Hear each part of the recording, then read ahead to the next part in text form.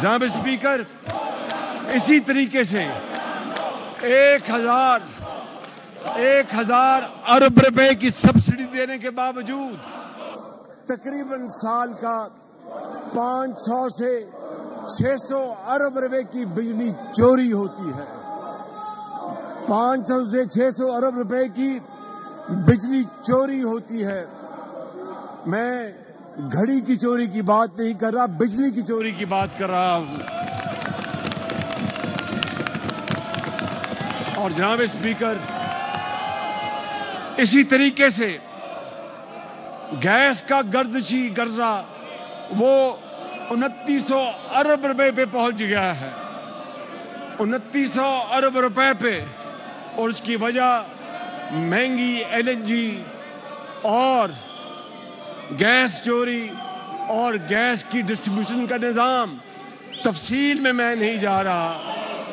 اور پھر جناب اسپیکر، شومیِ قسمت دیکھیں، شومیِ قسمت دیکھیں، شومیِ قسمت دیکھیں کہ 600 ارب روپے جو ہمارے قومی ادارے ہیں، جو اسٹیٹ اونڈ انٹرپرائزز ہیں، وہاں پر تقریباً 600 ارب روپے کا سال کا وہاں پر خسارہ ہے. کیا یہ قوم، غریب قوم، یہ برداشت کر سکتی ہے؟ کیا ان نقصانات اور خساروں کے بعد ہم بطور قوم معاشی طور پر زندہ رہ سکتے ہیں؟ اور ترا یہ ہے کہ PIA کا پاکستان انٹرنیشنل ایئر لائنز جو 60 اور 70 کی دہائی میں اس کے بارے میں مشہور تھا، great people to fly with, آج جو اس کا حشر ہو چکا ہے. ایک پچھلی حکومت کے ایک صاحب نے PIA کے بارے میں جو زہر اگلا، اس نے پوری دنیا میں PIA کو بین کر دیا. اس سے بڑا قومی جرم کوئی اور ہو نہیں سکتا. تو PIA کا جو آج قرضے کا جو حجم ہے وہ 800 ارب روپے ہو چکا ہے. اب بتائیے کہ جناب اسپیکر، ان دل خراش واقعات اور ہوش ربا نقصانات کے بعد آپ یہ کہیں کہ یہاں پر ترقیاتی اور عوامی بہبود کے لیے ایک نئی اینٹ لگے، تو میں سمجھتا ہوں کہ یہ پھر ایک دیوانے کا خواب ہے. لیکن اس کا حل موجود ہے.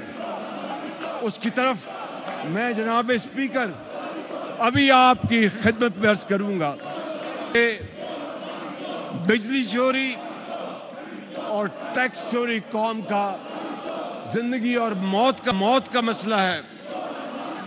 اور میں اپنے قائد اور اپنے جو زعماء ہیں ان کی اجازت سے بڑی انکساری کے ساتھ مگر بڑے اعتماد کے ساتھ یہ کہنا چاہتا ہوں کہ انشاءاللہ ہم اس موذی کینسر کو مل کر اس کو جڑ سے اکھاڑ دیں گے اور پاکستان کو اس کے پاؤں پہ کھڑا کریں گے.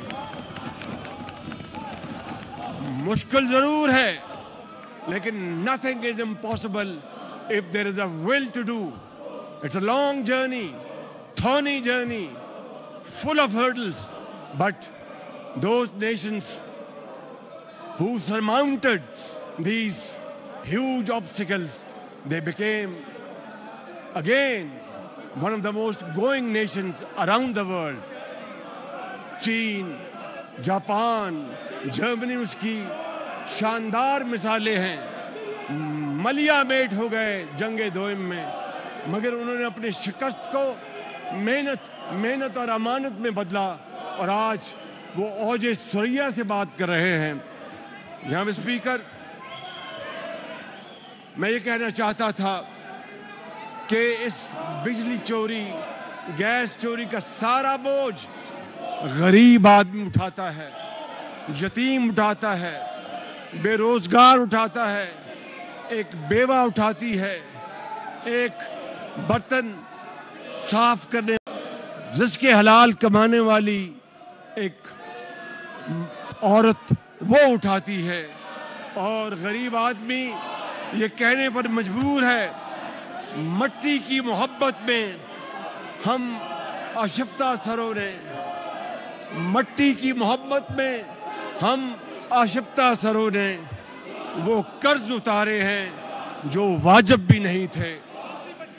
جناب اسپیکر، میں صرف آپ کی اب توجہ دلاؤں گا کہ دوسری چوری، ٹیکس چوری کو روکنا ہے۔ اس عمل کی نگرانی یہ خادم خود کرے گا، اور انشاءاللہ ماڈرن ٹیکنالوجی، کمپیوٹرائزیشن، جہاں پر منیمم ہیومن انٹریکشن ہو، اس نظام کو، کامیاب ماڈل کو ہم فی الفور لے کے آئیں گے۔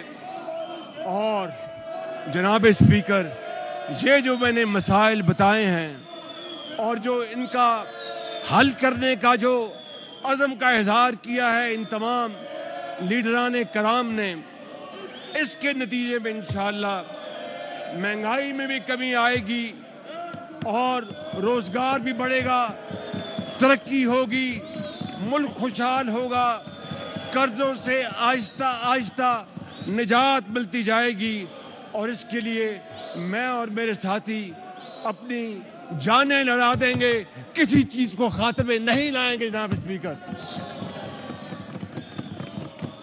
اور میرے قائد جو ہے وہ مجھے ہمیشہ منع کرتے ہیں کہ تم تاریخیں مت دیا کرو، اس لیے میں احتیاط سے یہ کہہ رہا ہوں کہ ہم سب مل کر کوشش کریں گے کہ ان اقدامات کے تقریباً 1 سال میں آہستہ آہستہ ثمرات آنا شروع ہو، اور غریب آدمی، یتیم اور بیوہ کی اس کی شنوائی ہو، اور وہ جھولیاں اٹھا کے وہ دعا کرے کہ پاکستان ہمارا ہے اور پاکستان سب کا ہے، ہم سب اس میں اپنا حصہ ڈالیں گے اور اقوام عالم میں اپنا کھویا ہوا مقام حاصل کر کے دم لیں گے۔